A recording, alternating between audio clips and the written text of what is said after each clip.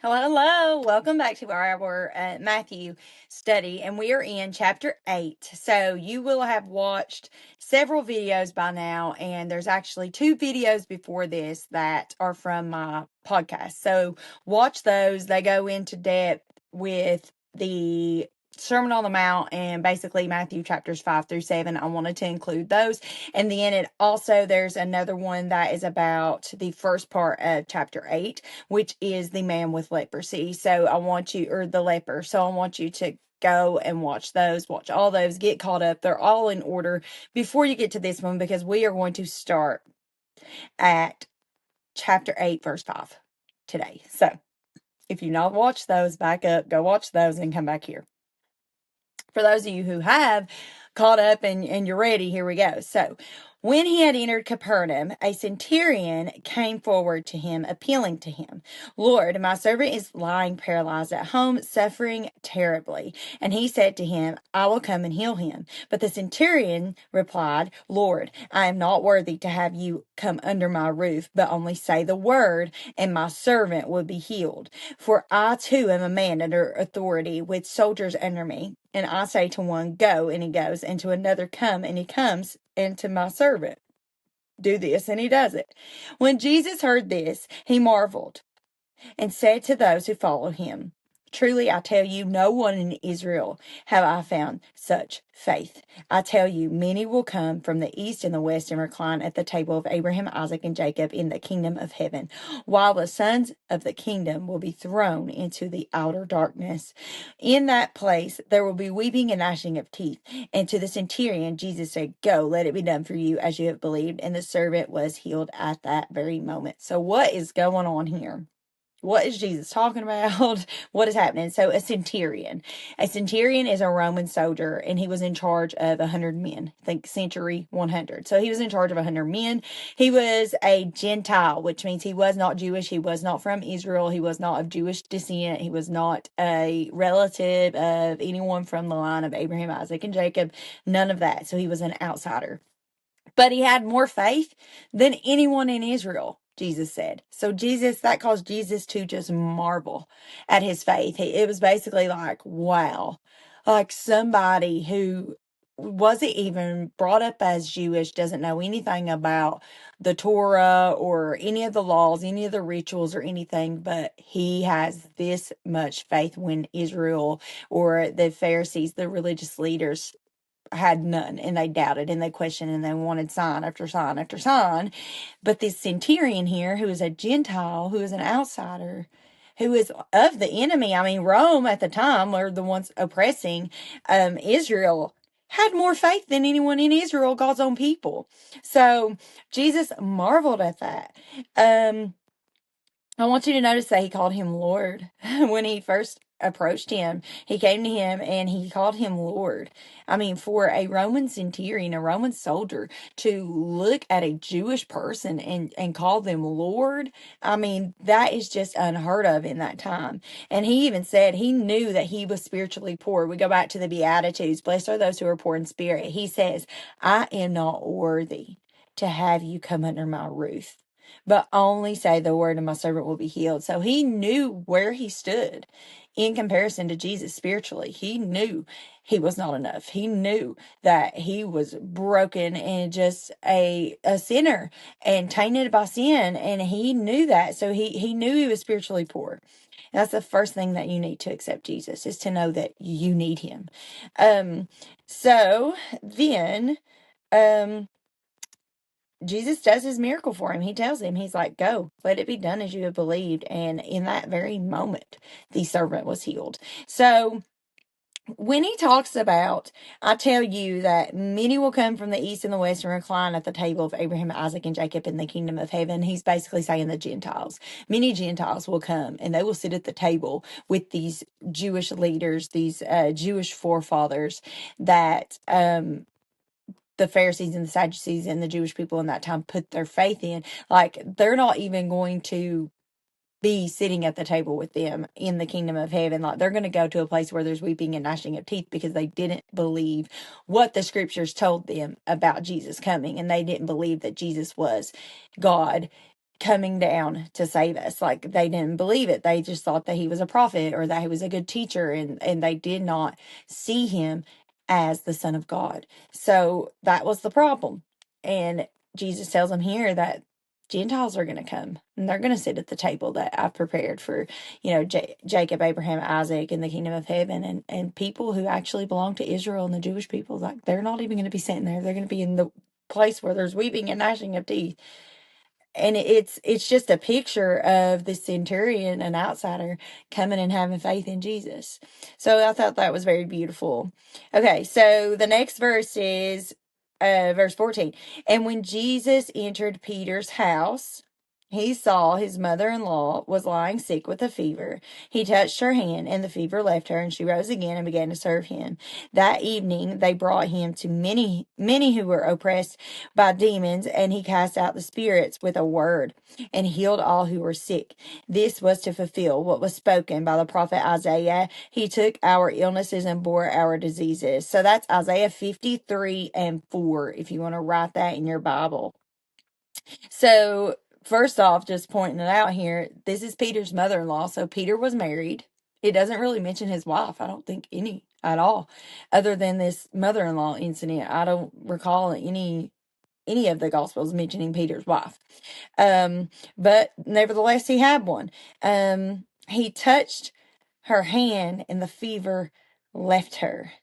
And it seems like a fever is so small to us. I mean, especially compared to him raising the dead and leprosy, which was considered incurable and all the things. But really, nothing is too small for him. There is nothing that you can bring to him that is too small for him to care about. Like, he cares about all things. So even this fever that Peter's mother-in-law had, like, he reached down and he touched her and she was healed. And she got up and began to minister to them and care for them and cook food and like do all the things that you would do if you had guests in your home. So the appropriate response to being healed immediately by that fever is to serve. And that's what she did. So then I wanted to notice in verse 16, it said that they brought many people that were oppressed by demons. He cast them out with a word. So he just spoke to them and they left. And then he also healed the people who were sick. It says all. He healed all of them individually. So Jesus cares about the one person.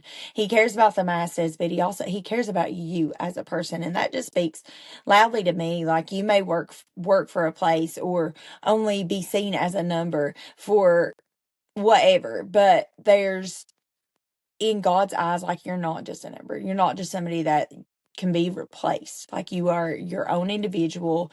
You are special. You are important. You have value. There's never going to be anybody else like you. Like, you are important and you're important to God. Okay. So now, when Jesus saw a crowd around him, he gave orders to go over to the other side. And a scribe came up to him and said, Teacher, I will follow you wherever you go. And Jesus said to him, Foxes have holes and birds of the air have nests, but the Son of Man has nowhere to lay his head. Another of the disciples said to him, Lord, let me first go and bury my father. And Jesus said to him, Follow me and leave the dead to bury their own dead. I'm trying to see if I wrote anything about that. I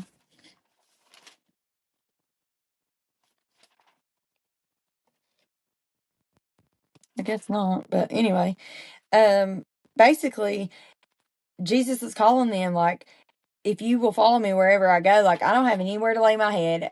Like, even animals, even the wild animals have a nest and they have a plate. Like, I don't have anywhere. Like, I have nothing to offer you right now as far as physical means of this world. And then another says, let me first go bury my father. And he's like, follow me and leave the dead to bury their own dead. Like, you have to be willing to leave behind anything of this world to follow Jesus, and everything of this world to follow Jesus, and make him a priority and not make excuses. Well, I got to do this first. Well, I got to do that first. I wrote down at the bottom here, I wrote, it is believed that, I don't know what I wrote, the person, I guess, I have no idea what this is. Oh, I understand now. So it is believed that the father that was said to like bury your dad or whatever, it is believed that the dad wasn't dead, but he was dying. So the man would be gone indefinitely. He was basically saying, I'll follow you, but I'm not ready yet. I'll follow, but not now. But Jesus was calling him now. There's nothing more important. When Jesus calls you, you have to go. So I've heard people say in my life, actually, I'm just not ready. I'm just not ready. What are you waiting for? What are you trying to get ready? How are you preparing? Like, you either choose him or you don't. Time is short. We don't know if we're going to take our next breath. I mean, you need to be right with the Lord. And anyway, even though, like, I know we're human, we have all this simple stuff we want to hang on to, and we're stubborn and whatever, but the Lord will help shape us and mold us and change us and shift us into what we need to be for Him in the process. It's not like you got to get ready. It's you come to Him and then He gets you ready. Like, and despite the fact that He changes you, molds you, shifts you, change you, whatever, like His righteousness, you need His righteousness upon you because you cannot be righteous of yourself. It's not like you got to get ready. You can't be good enough ever on your own to submit your life to the Lord or to get into heaven or into the kingdom on your own. You have to have Him. You have to believe in Him. You have to trust in Him. And when you trust in Him, and I think I've said this before, when you trust in Him, it enables you to want to be obedient to Him and want to do what He says. So, basically they were saying, well, I want to follow you. It looks great. I want to follow you, but I just can't do it right now because I've got other things to do, or I don't want to let go of certain things or whatever. So that's basically what that's saying. My notes was a mess on that, so I couldn't find it. But anyways, so Jesus calms the storm. And when he got into the boat, his disciples followed him, and behold, there arose a great storm on the sea, so the boat was swamped by the waves, but he was asleep. And they went and woke him, saying, Save us, Lord, we're perishing. And he said to them, Why are you afraid, O you of little faith? Then he rose and rebuked the winds and the sea. And there was a great calm, and the men marveled, saying, What sort of man is this, that even winds and sea obey him? So Capernaum was right on the shore of the Sea of Galilee. They were familiar with boats. The Sea of Galilee is also called the Lake of Gennesaret. If you see that anywhere, it's got multiple names. So that's also called that. So the Sea of Galilee was well known for its great storms, sudden, violent storms. The severity was evident in the fact that the disciples, many have been experienced on this lake. They fished on this lake. They were terrified, even though like they knew what the lake does. Like they knew these storms, they knew how to boat, like they were familiar with this, but they were terrified. So that just tells you like the type of storm that this actually was. So they were crying out, Lord, save us, for we are perishing. So the waves covered the boat. It was rising high, filling it with water. I mean, this was a storm and a half. And then I want you to realize he was asleep. Jesus was asleep in this boat. So the disciples were desperate, and it must have been strange to them that he's laying over there asleep. Like, what are you doing? This storm is raging on, and all this commotion's going on. You're laying there asleep. How are you asleep in this storm? So the storm raged. The disciples panicked, but he was asleep. And this just shows you like his humanity. Jesus needed sleep. Jesus needed sleep to be able to function as a person, as a human, like we need sleep. And the fact that he could sleep was showing that he had complete and utter peace and trust in his Father in heaven, that everything was going to be okay. Like he didn't fret the storms because he knew he was going to be okay. So he rebuked the winds and the seas. He didn't quiet them. He rebuked them. And this leads you to believe that this was not an ordinary storm, which also with the disciples kind of panicking, even though they were used to the water and the boats and all of that. So it kind of leads you to believe that maybe this was a spiritual attack, because he didn't just cease it and say quiet. Like You're done. He rebuked it. He rebuked the storm. So that carries a different connotation than just, it was a miracle and he stopped the storm. Like, he rebuked it. So it makes it seem like it was a spiritual attack against the disciples and him. Let's see.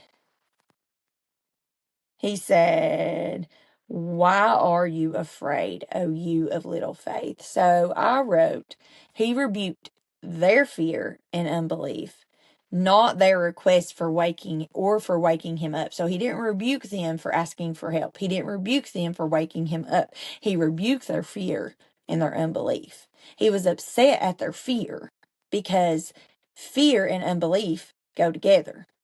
And he spoke to the men first, for they were the most difficult to deal with. The storm wasn't difficult to deal with at all, but the men were. I mean, that's crazy to me. That's wild that he spoke to them first before he just said, "Be quiet, storm." Like, he spoke to them. I mean, that's awesome. Okay, so so to rebuke something, and I say this all day long. I'm like, I rebuke you, I rebuke that, I rebuke them, I rebuke I'm rebuking. So that is Greek. In Greek, it is epitimus. I don't know. And it means to express sharp disapproval or criticism of because of their behavior or actions. So that just leads, like, even me, that leads me to believe that it was a spiritual attack. Um, just because the way that the disciples reacted, who were familiar with the sea, and then also with how he rebuked the sea. Okay, moving on. This last section of chapter 8 is Jesus heals two men with demons. Chapter 20 or verse 28. And when he came to the other side to the country of Gardares, I don't know. Two demon possessed men met him coming out of the tombs, so fierce that no one could pass that way. And behold, they cried out, "What have you to do with us, O Son of God? Have you come here to torment us before the time?" Now a herd of many pigs were feeding at some distance from them, and the demons begged them, saying, "If you cast us out, send us away into the herd of pigs." And he said to them, "Go." So they came out, went into the pigs, and behold, the whole herd rushed down the steep of the bank into the sea and drowned in the waters. The herdsmen fled, and going into the city, they told everything, especially what had happened to the demon-possessed men. And behold, all the city came out to meet Jesus, and when they saw him, they begged him to leave their region. Wow. Okay, so the two demon possessed men, the other accounts in Mark, Luke, Matthew, no, this is Matthew, Mark, Luke, maybe John, I don't know if he mentions it or not, but the other accounts of this story, there is only one man, but one must have been worse off than the other, is what the commentary had said, that one of the men must have been worse off than the other, and that's why only one man was mentioned or remembered when they wrote the other gospels. Who knows? And it doesn't really matter. It doesn't matter either way. There's someone getting demons cast out of them, and it's going into the pigs. It doesn't hurt the story, not one bit. Okay, so where am I at?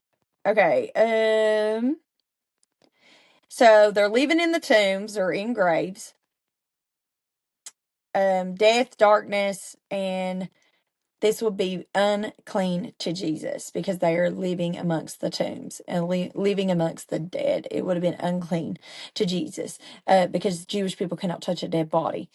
And they said, "What do we have to do with you, Son of God?" So they knew exactly who Jesus was, and they wanted to just be left alone. Have you come to torment us before the time? They knew their eventual fate. That's what that tells you when he says, "Have you come to torment us before the time?" They knew their eventual fate, what's going to happen to them in the end. So the interesting thing is the demons knew who Jesus was, because they said, "What have you to do with us, Son of God?" They knew who Jesus was, but the disciples didn't. Back in the previous story about Jesus calming the storm, they were like marveled, and they said, what sort of man is this, that even the wind and the seas obey him? And then here we're just seeing some demon possessed men who are saying, Son of God. Like, they know who he is. So the demons know who he is. So the demons know, but the disciples didn't. So the herd of pigs, and I was curious about that, because I'm like, why did the demons go into the pigs only to kill herself in the water? Well, I don't know. But I don't know if the pigs went into the water just to die. Like, I don't know that the demons wanted to die. I don't know, but they were owned by Gentiles. This herd of pigs were owned by Gentiles, because they would have been unclean for Jewish people. So destroying the pigs, by running into the water, this shows that the demon's intent is to kill and destroy.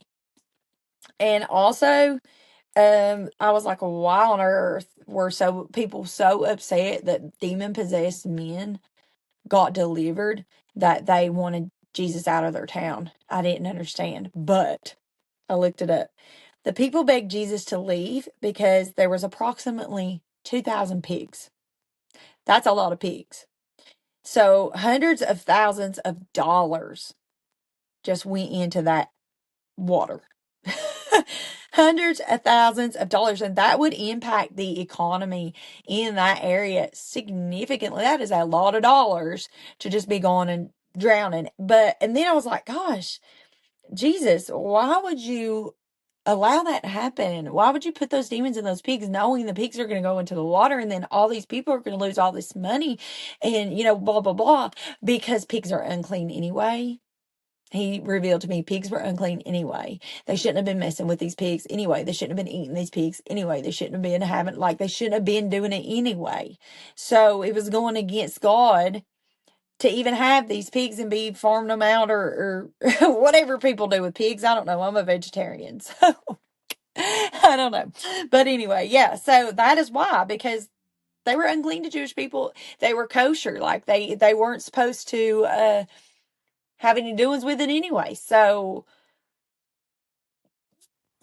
that's why he did it, I guess, or allowed it to happen. Let's say that. Okay, so I think that might be it. And all these other ones are for the next chapter. Yeah. Okay. Yeah, I didn't want to miss anything. I hope I made sense. I know I had some issues. I got a lot of notes. I have a ton of notes. But yeah, I hope I make sense. I hope that if y'all have questions, please feel free to message me, because I know I'm a hot mess. But I got to go get my kids from their granny's house. But I hope you enjoyed chapter 8, and I will see you next time for chapter 9. See you later. Bye.